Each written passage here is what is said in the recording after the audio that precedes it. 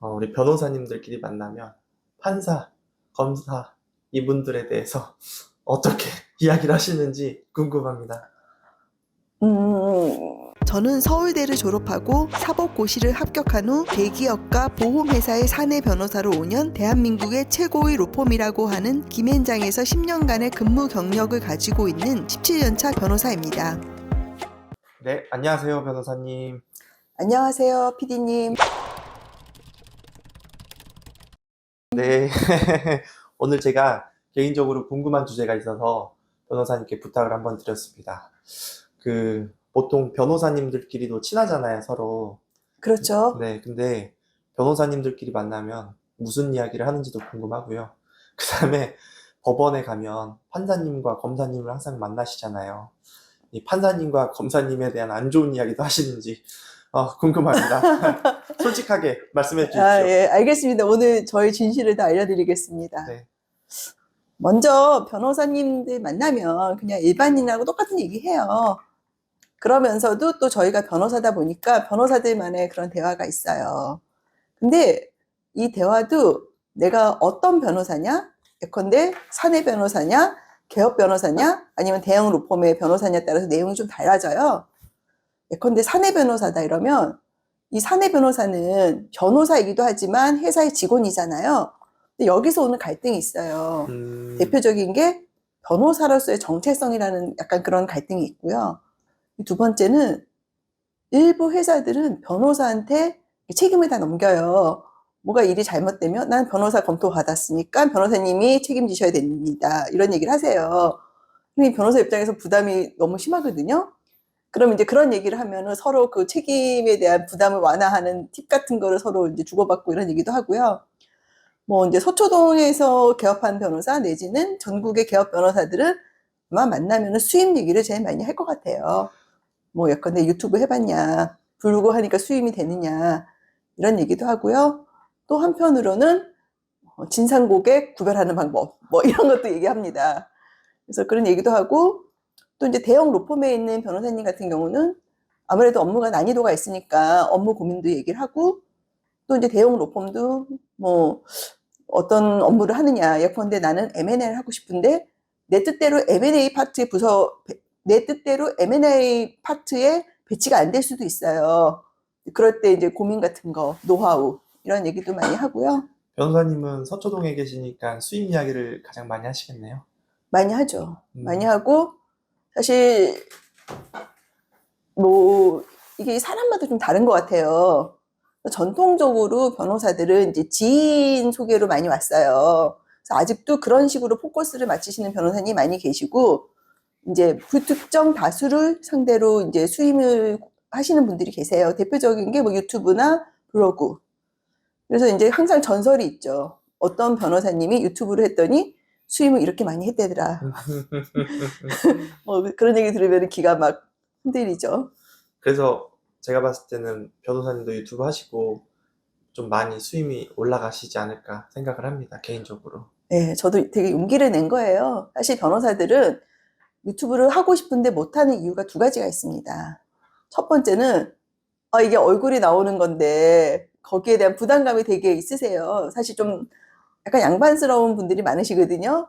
그래서 내가 무슨 변호사한테 어떻게 얼굴 팔리는 행동을 하냐 이런 분들이 계시고요. 이제 두 번째는 이 유튜브를 하면 이 시간을 내야 되잖아요. 그리고 편집을 해야 되고 또 이 소스가 있어야 되는데 물론 소스는 많은데 그냥 내가 좋은 소스라 그래서 과연 그 다른 고객들이 아니 다른 청취자들이 이 소스에 대해서 관심이 있을까 이런 고민들 많이 하세요. 뭐 저 역시 그런 고민을 많이 하고요. 근데 저는 이제 조금 깨달은 게 있습니다. 맨 처음에 저도 사실 내가 얼굴 나오는 거에 대해서 해도 될까 이런 고민을 했었는데 알고 봤더니 그거는 한 10만 청취자 정도 있는 채널에서 고민해야 될 문제고 그렇지 않은 변호사님들은 별로 고민할 문제는 아닌 것 같더라고요.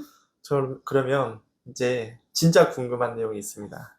아까 제가 처음에 말씀드렸듯이 우리 변호사님들끼리 만나면 판사, 검사 이분들에 대해서 어떻게 이야기를 하시는지 궁금합니다.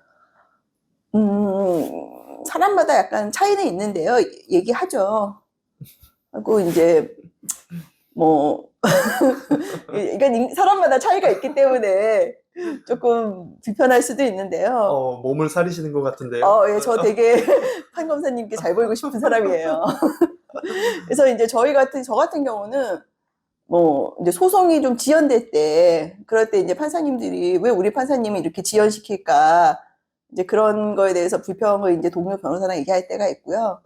이제 최근에는, 이거는 이제 뭐, 안 좋은 얘기라기보다 그 법원에 영상재판이라는 게 들어왔어요.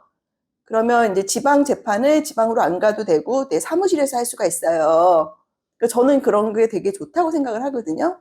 근데 제가 영상재판을 한번 신청을 했는데, 판사님이 이걸 승인 안 해주시더라고요. 제도가 있는데 왜 승인을 안 해요? 그러니까 그거에 대해서 얘기를 하는 거죠. 이게 말이 되냐 이러면서 이제 주변 변호사한테 이제 이런 하소연을 하면, 난 아닌데, 난 다 잘해주시던데 이렇게 얘기를 하세요. 그렇구나. 근데 판사님 성향이 있고, 그 다음에 이 영상 재판은 별도의 재판실이 있어요. 그러니까 그 재판실이 좀 부족한 데서는 승인을 잘 안 해주시는 것 같아요.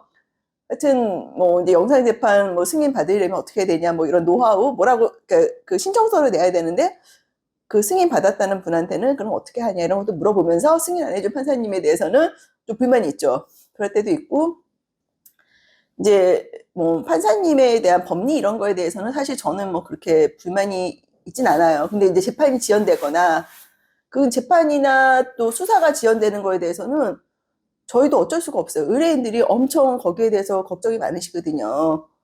근데 뭐 내가 할 수 있는 거는 사실 판사님이나 검사님, 경찰과 대화하는 것밖에 없어요. 근데 뭐 다들 답은 똑같아요. 이게 너무 사건이 많아서.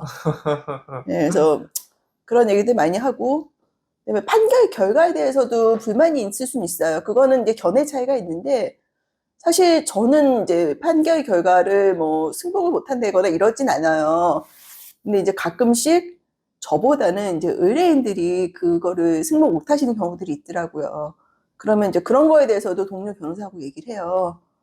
우리 의뢰인이 지금 너무 흥분했다. 이거 어떻게 했느냐. 뭐 이런 얘기도 하고요. 사람 사는 이야기랑 똑같네요. 뭔가 이제 변호사님들이라고 엄청 고차원의 그런 대화를 하거나 그러진 않네요. 그럼 대화 안 하죠. 일은 일이고, 네. 이야기는 이야기고. 그리고 또 요즘에 최근 트렌드가 왜 오픈 채팅방 있잖아요. 네. 변호사도 오픈 채팅방이 되게 많아요. 그러니까 서울 변협에서도 만들고 또 이런 거를 서울 변협과 상관없이 만드시는 분도 계시고 또 여변 채팅방도 있고 뭐 싱글 채팅방도 있고 하여튼 채팅방이 많아서 근데 이 채팅방은 두 종류가 있어요. 자기 이름을 이제 익명으로 하는 채팅방이 있고 이름을 밝혀야 되는 채팅방이 있어요. 아무래도 내용이 달라지죠. 근데 저는 그 채팅방에서 사실 저희가 업무상 좀 모르는 거 물어보고 이러면 답변 주시고 이러거든요. 되게 좋더라고요. 알겠습니다. 오늘 우리 변호사님께서 약간 몸을 사리는 경향을 저희가 조금 보이기는 했는데 아무튼 어떤 의도로 말씀해 주셨는지 저는 시청자분들이 다 파악을 했을 거라고 생각을 합니다. 알겠습니다. 오늘 또 좋은 정보 주셔서 감사합니다. 감사합니다. 사건 수임이나 법률 상담을 원하시는 경우 카카오 채널 최혜원 변호사를 검색하셔서 연락 주시면 상담을 도와드리도록 하겠습니다.